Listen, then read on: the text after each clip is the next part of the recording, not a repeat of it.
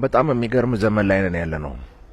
ነገሮች ካሰብናቸው በላይ በጣም በፍጥነት እየተንቀሳቀሱ ነው። በነገራችን ላይ ክፋትና ሰይጣን ብቻ ሳይሆን እግዚአብሔርም በጣም ብዙ ነገሮችን እያደረገ ነው። ስለዚህ ይሄ በጣም እንደ ዓለም ትራንዚሽናል ጊዜ ላይ ስለሆንን በጣም ብዙ ነገሮችን ባጭር ጊዜ ታያላችሁ። ስለዚህ ከኛ የሚጠበቀው በጣም ጥንቃቄ ነው። በጣም ብዙ ግርግር ያለበት ቦታ ላይ እንደፈለጋችሁ አትሄዱም፣ ተጠንቅቃችሁ ነው የምትራመዱት። ስለዚህ ይሄም ጊዜ በጣም ልንጠነቀቅበት የሚገባ ጊዜ ነው። ምልክቱን አንዱን ላሳያችሁ። ይኸውላችሁ ይሄ ፔፓ ፒግ ይባላል። በጣም ታዋቂ የልጆች ፕሮግራም ነው። ከሚታዩት ቶፕ ፕሮግራሞች መካከል ያለ ፕሮግራም ነው። ግን አሁን ምን ጀመረ?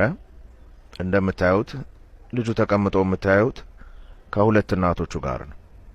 ሆሞሴክሹዋሊቲ ኮንቴንት ጀመረ ማለት ነው። ስለዚህ እንደነዚህ አይነት ሾዎችን በተለይ ይሄንን ልጆቻችሁ እያዩ ከሆነ ቶሎ ማስቆም አለባችሁ። ምክንያቱም ከዚህ በኋላ ይሄንን ነገር ለማስገባት ስለተሰማሙ ማለት ነው። ያሉትን ነገር ላስነብባችሁ። ሁለተኛው ፓራግራፍ አንብቡት።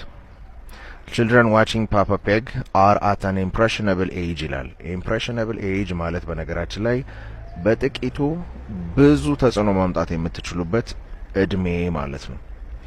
ከዛ ይሄንን ሾው ፈጣሪዎቹ ምንድነው ያሉት? excluding same-sex families will teach them that only families with either a single parent or two parents of different sex are normal.